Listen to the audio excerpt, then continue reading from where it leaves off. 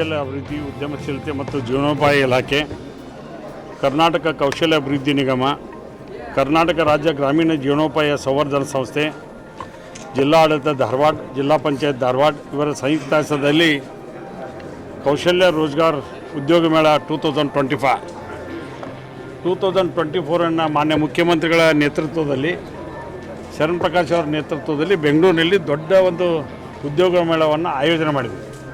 ನಂತರದಲ್ಲಿ ಜಿಲ್ಲಾ ಮಟ್ಟದಲ್ಲಿ ನಡೆಸಬೇಕು, ತಾಲೂಕು ಮಟ್ಟಿಗೂ ಕೂಡ ಹೋಗಬೇಕು ಅಂತ ಒಂದು ಚರ್ಚೆ ಪ್ರಾರಂಭ ಆಯಿತು. ಮೊದಲೇಕ ಪ್ರಮುಖವಾಗಿ ಉತ್ತರ ಕರ್ನಾಟಕದ ಜಿಲ್ಲೆ ಹೆಡ್ ಕ್ವಾರ್ಟರ್ನಲ್ಲಿ ಕಾರ್ಯಕ್ರಮಗಳು ಮಾಡಬೇಕಂತಂಥದ್ದು ಹುಬ್ಬಳ್ಳಿ ಆಗಿರ್ಬೋದು, ಧಾರವಾಡ ಆಗಿರ್ಬೋದು, ಅದೇ ರೀತಿಯಾಗಿ ಬೆಳಗಾವಿ ಆಗಿರ್ಬೋದು. ಇವತ್ತು ಟೋಟಲ್ ನಮಗೆ ಉದ್ಯೋಗಕ್ಕಾಗಿ ಭಾಳ ಜನ BE ಆದವರು ಒಂದು 10-15 ಮಂದಿ ಪೊಲೀಸ್ ಆಗ್ಯಾರ ಮೊನ್ನೆ.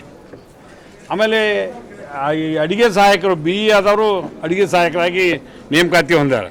ಅಂದರೆ ಅನಿವಾರ್ಯವಾಗಿ ಉದ್ಯೋಗವನ್ನು ಮಾಡಲೇಬೇಕು ಅನ್ನೋಂಥ ವಿಚಾರ ಬಂದಾಗ ಇವತ್ತು ಅನಿವಾರ್ಯವಾಗಿ ಎಲ್ಲರೂ ಕೂಡಿ ಉದ್ಯೋಗಕ್ಕೆ ಎಲ್ಲ ಕಲಿತಾರೆ.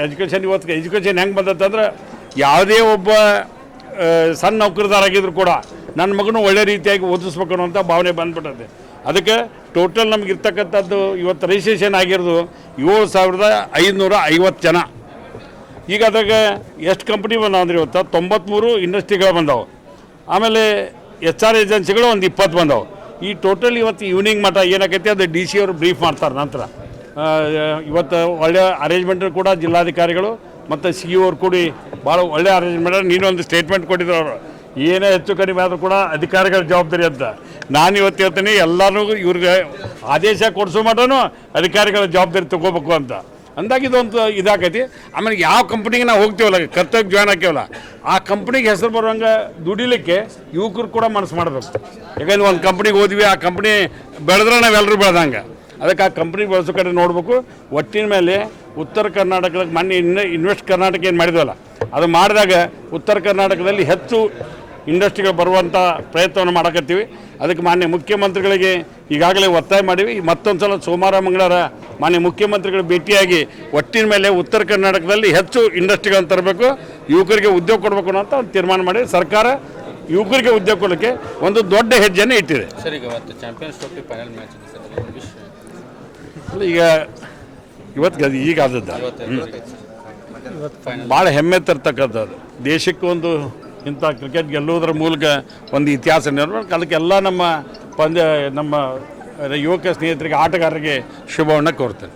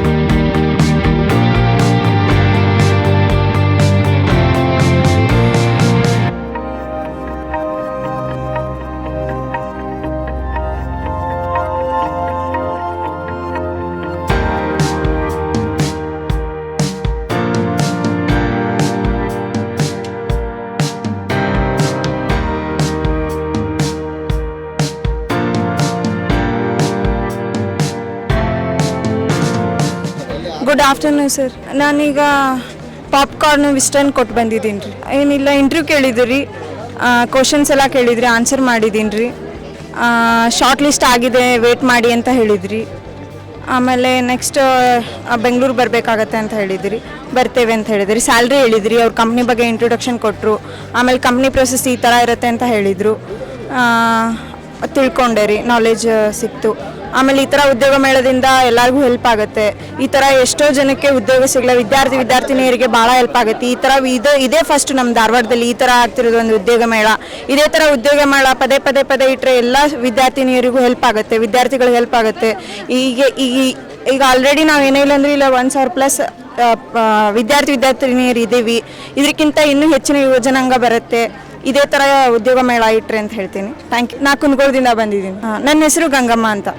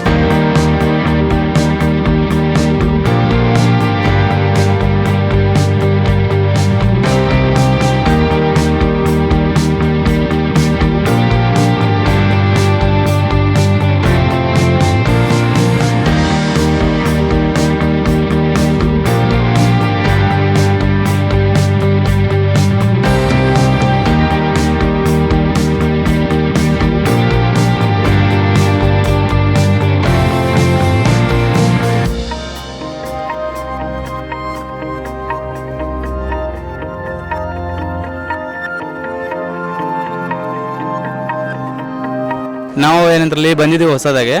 ನಾವು ನೋಡಿದ್ರೆ ಉದ್ಯೋಗ ಬಗ್ಗೆ ಎಲ್ಲ ಉದ್ಯೋಗ ಮೇಲೆ ಚೆನ್ನಾಗಿ ಮಾಡ್ತಿದ್ದಾರೆ.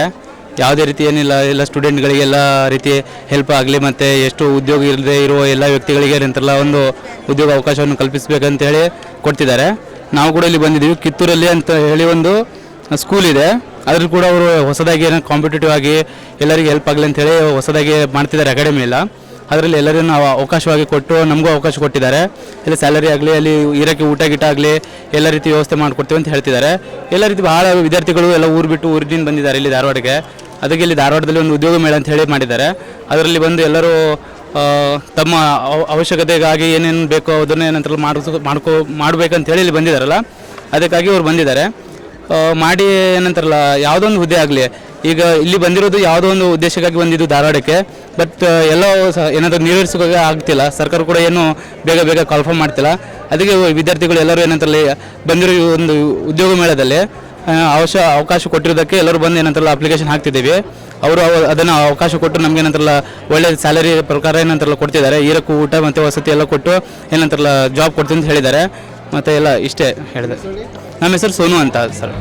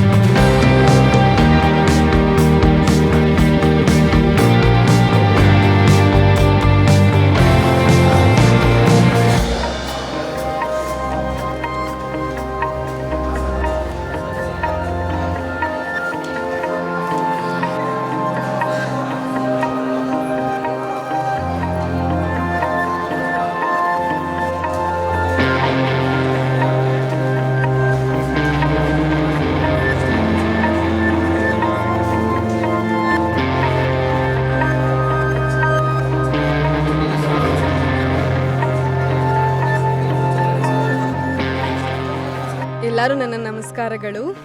ಉದ್ಯೋಗ ಮೇಳದಲ್ಲಿ ಬಂದಿದ್ದೀನಿ. ನನಗೆ ತುಂಬ ಖುಷಿ ಆಯಿತು. ನಾನು ಇದರಲ್ಲಿ MNC ಕಂಪ್ನಿಯಲ್ಲಿ ಸೆಲೆಕ್ಟ್ ಆಗಿದ್ದೀನಿ. ನಾನ್ IT ಕಂಪನಿಯಲ್ಲಿ. ಲೊಕೇಶನ್ ಪೂನಾ ಲೊಕೇಶನ್ ಇಲ್ಲ, ಬ್ಯಾಂಗ್ಳೂರು ಲೊಕೇಶನ್ ಕೊಡ್ತೀನಿ ಅಂತ ಹೇಳಿದ್ದಾರೆ. ನನಗೆ ತುಂಬ ಖುಷಿ ಆಯಿತು. ನಾನು ಬೆಂಗಳೂರಿಂದ ಬಂದಿದ್ದೇನೆ. ತುಂಬ ಖುಷಿ ಆಯಿತು. ಇದೇ ಥರ ಉದ್ಯೋಗ ಮೇಳ ನಡಿಬೇಕು. ಎಲ್ಲ ವಿದ್ಯಾರ್ಥಿಗಳಿಗೂ ಸ್ಟೂಡೆಂಟ್ಗಳಿಗೂ ತುಂಬ ಉಪಕಾರ ಆಗುತ್ತೆ, ಸಹಾಯ ಆಗುತ್ತೆ ಇದರಿಂದ. ಧನ್ಯವಾದಗಳು. ಜಾಬ್ ಟ್ರೈ ಮಾಡ್ತಿದ್ದೆ. ನಾನು BE bachelor of engineering computer science ಆಗಿದೆ ನನಗೆ. ನಂದು 2023 ಪಾಸ್ಡ್ ಔಟ್, 1 ವರ್ಷ ಆಗಿತ್ತು. ನಾನು ತುಂಬ ಹುಡುಕ್ತಿದ್ದೆ ಜಾಬ್ ಕೆಲಸವನ್ನು. ನನಗಿವಾಗ ಸಿಕ್ಕಿದೆ. ಅನುಷಾ.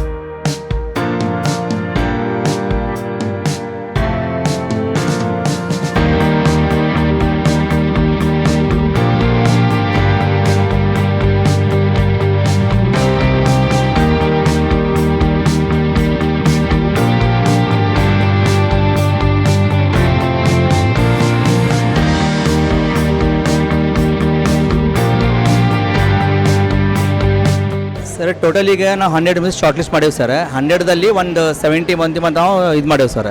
ಸೊ ನಮ್ಮ ಕಂಪ್ನಿ ಇರೋದು HDFC life insurance company sir. So ನಮ್ಮದು ಡಿಸಿಗ್ನೇಷನ್ ಇದೆ sir. HDFC knowledge company knowledge ಇದ್ದರೆ ನಾವು 25,000 ಸ್ಯಾಲ್ರಿ ಕೊಡ್ತೇವೆ ಸರ್. ಆ್ಯಸ್ ಎ ನಾವು PUC ಇದ್ದರೆ ನಾವು ಪಾರ್ಟ್ ಟೈಮ್ ಎಂಪ್ಲಾಯ್ ತಗೋತೀವಿ ಸರ್. ಪಾರ್ಟ್ ಟೈಮ್ ಎಂಪ್ಲಾಯ್ಗೆ ASI PF ಸ್ಯಾಲ್ರಿ ಕೊಡ್ತೇವೆ ಸರ್. ಆ ಟೀಮ್ ಮ್ಯಾನೇಜ್ಮೆಂಟ್ ಮಾಡೋದು ಸರ್. ಸೊ ಹೌಸ್ ವೈಫರ್, ರಿಟೈರ್ಡ್ ಪೀಪಲ್, ಸ್ಟೂಡೆಂಟಿಗೆ ನಾವು ಪ್ರಮೋಟ್ ಮಾಡ್ತೀವಿ. ಈ ಕ್ಯಾಟಗರಿಯಿಂದ D ಕ್ಯಾಟಗರಿ ಮಾಡಿ ತೊಗೋತೀವಿ. SLC, PUC, ಡಿಗ್ರಿ ಇದ್ದರೆ MBA ಇದ್ದರೆ ಎಕ್ಸ್ಪೀರಿಯನ್ಸ್ ಇದ್ದರೆ ಆ ಕ್ಯಾಟಗರಿ ಜಾಬ್ ಬೇರೆ ಕೊಡ್ತೇವೆ ಸರ್. ಆಮೇಲೆ PUC ಇದ್ದವರಿಗೆ ನಾವು ಪಾರ್ಟ್ ಟೈಮ್ ಎಂಪ್ಲಾಯ್ ಕೊಡ್ತೇವೆ ಸರ್. ಇಷ್ಟೆಲ್ಲ ನಾವು ಕ್ಯಾಟಗರಿ ಸೆಲೆಕ್ಟ್ ಮಾಡೇವಿ sir. So first of all ನಾನು ಥ್ಯಾಂಕ್ಸ್, ನಮಗೆ ಇಲ್ಲಿ ಒಂದು ಅವಕಾಶ ಕೊಟ್ಟಿದ್ದಕ್ಕೆ ನಾವು ಭಾಳ ಥ್ಯಾಂಕ್ಸ್ ಆಗಬೇಕು. ಯಾಕಂದ್ರೆ ನಾವು ಅವಕಾಶ ಕೊಟ್ಟಿದ್ದಕ್ಕೆ ಭಾಳಷ್ಟು ಮಂದಿ ಇಲ್ಲಿ ಒಂದು HDFC ಲೈಫ್ ಇನ್ಶೂರೆನ್ಸ್ ಭಾಳಷ್ಟು ಮಂದಿ MBA ಡಿಗ್ರಿ ಭಾಳಷ್ಟು ಮಂದಿ ಒಂದು ಪ್ರಮೋಟ್ ಮಾಡೇವಿ ಸರ್. ನಾವು ಅಪೋರ್ಚುನಿಟಿ ಮಾಡೀವಿ. ಸೆಲೆಕ್ಟ್ ಅಂದರೆ ಸರ್ ಒಂದು 50 ಮಂದಿ ಆಗ್ಯಾವ ಸರ್. 50 ಮಂದಿ ಸೆಲೆಕ್ಟ್ ಆಗ್ಯಾವ ಸರ್.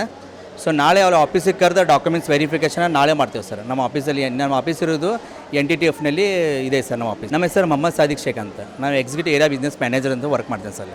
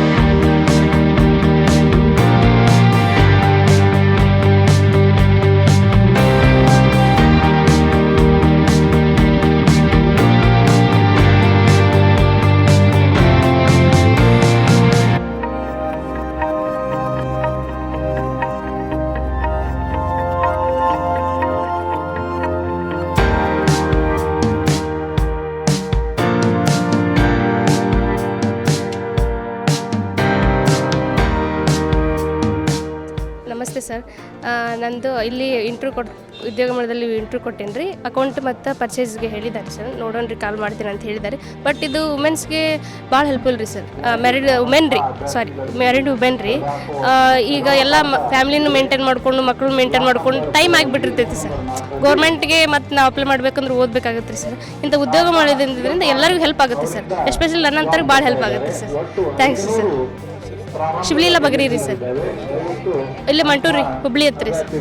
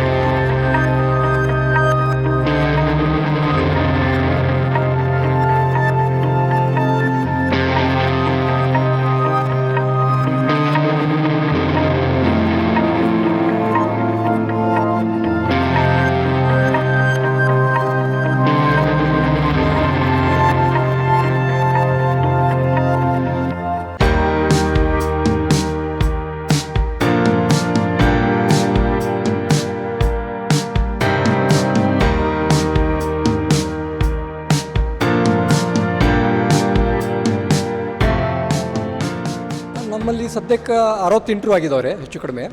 ಅದರೊಳಗೆ ನಾವು 20 ಜನರಿಗೆ ಆಫರ್ ಲೆಟರ್ ಕೊಟ್ಟಿವಿ. ಅವರು ನರಸಾಪುರ ಕೋಲಾರ ಡಿಸ್ಟ್ರಿಕ್ಟ್ ಒಳಗೆ ಜಾಯ್ನ್ ಆಗಬೇಕು. ನಮಗನ್ಸುತ್ತೆ ಆಲ್ಮೋಸ್ಟ್ 90% ಜನ ಹೋಗಿ ಜಾಯ್ನ್ ಆಗ್ತಾರೆ ಅಂತ ತಿಳ್ಕೊಂಡು ಅಂಥವ್ರಿಗೆ ನಾವು ಆಫರ್ ಲೆಟರ್ ಕೊಟ್ಟಿದ್ದೀವಿ. ಅಪ್ಲಿಕೇಶನ್ಸ್ ಈಗ 60 ಜನರಿಗೆ ಅಪ್ಲಿಕೇಶನ್ಸ್ ಇದಾವ್ರೆ. ಬಟ್ ನಾವು ಆಫರ್ ಲೆಟರ್ ಕೊಟ್ಟಿದ್ದು 20 ಜನರಿಗೆ ಕೊಟ್ಟಿವಿ. 500 ಪೊಸಿಷನ್ಸ್ ಅದಾವೆ ನಮ್ಮ ಹತ್ರ. ಟೋಟಲ್ 500 ಪೊಸಿಷನ್ಸ್ ಅದಾವೆ. ನಾವು ಒಂದು ಸ್ವಲ್ಪ ಲಾಸ್ಟಿಗೆ ಇರೋದ್ಲಿಂತ್ರ ನಮ್ಮದು ಬ್ಲಾಕ್ ಭಾಳ ಹಿಂದಿರೋದ್ಲಿಂತ್ರ ಇಲ್ಲಿ ಕ್ಯಾಂಡಿಡೇಟ್ಸ್ ಬರೋದು ಒಂದು ಸ್ವಲ್ಪ ಕಡಿಮೆ ಆಗಿದೆ. ಅದಕ್ಕೆ ಒಂದು ಸ್ವಲ್ಪ ಅನೌನ್ಸ್ಮೆಂಟ್ ಮಾಡಕತ್ತಾರ. ಅದು ಮಾಡಿದ ಮೇಲೆ ಒಂದು ಸ್ವಲ್ಪ ಜನ ಬರ್ತಾ ಇದ್ದಾರೆ. ಆಲ್ಮೋಸ್ಟ್ ಹುಬ್ಳಿದಾವಟ್ ಜನ ಇದ್ದಾರೆ, ಸುತ್ತಮುತ್ತ ಹಳ್ಳಿಯವರು ಇದ್ದಾರೆ, ಇಲ್ಲೇ ಲೋಕಲ್ ಇದ್ದಾರೆ ಹೆಚ್ಚಿಗೆ ಬಂದವರು. ನಮ್ಮ ಹೆಸರು ಶಿವಾನಂದ್ ರುದ್ರಾಕ್ಷ್ ಅಂತ ಹೇಳಿ. ಇದು ಟಾಟಾ ಎಲೆಕ್ಟ್ರಾನಿಕ್ಸ್ ರೀ, ನರಸಾಪುರ ಲೊಕೇಶನ್ ರೀ, ಕೋಲಾರ ಡಿಸ್ಟ್ರಿಕ್ಟ್.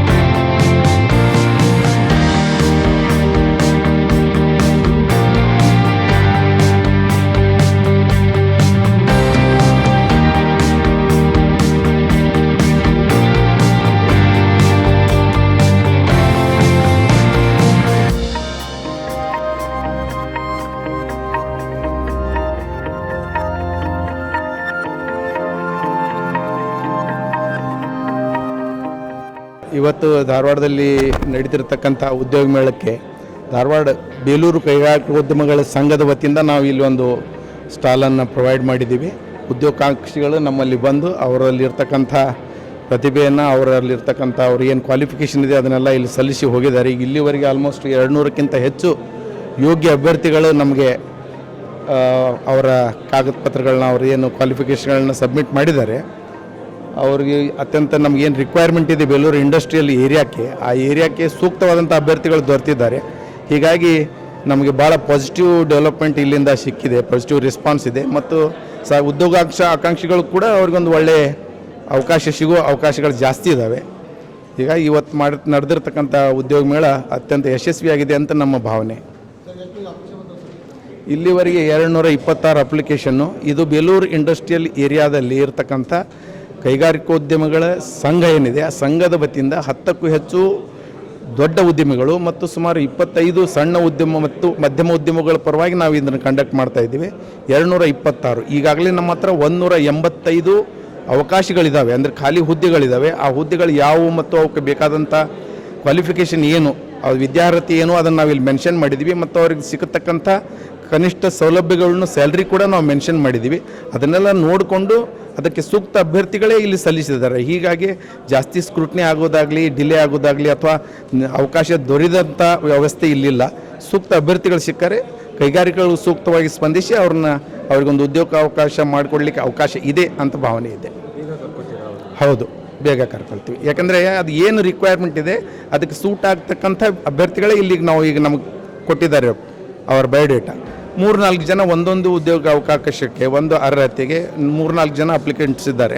ಸೊ ಅದರಲ್ಲಿ ಶಾರ್ಟ್ ಲಿಸ್ಟ್ ಮಾಡಿ ಯೋಗ್ಯ ಅಭ್ಯರ್ಥಿಗಳನ್ನ ಸಂಬಂಧಿತ ಕೈಗಾರಿಕೆಗಳು ಅವ್ರಿಗೆ ಉದ್ಯೋಗ ಅವಕಾಶ ಒದಗಿಸಿಕೊಡ್ತಾರೆ ಅಂತ ಭಾವನೆ ಇದೆ. ನನ್ನ ಹೆಸರು ಶ್ರೀಕಾಂತ್ ಥಿಟ್ಟೆ ಅಂತ. ನಾನು ಸದ್ಯ ಬೇಲೂರು ಗ್ರೋತ್ ಸೆಂಟರ್ ಇಂಡಸ್ಟ್ರೀಸ್ ಅಸೋಸಿಯೇಷನ್ನ ಅಧ್ಯಕ್ಷ.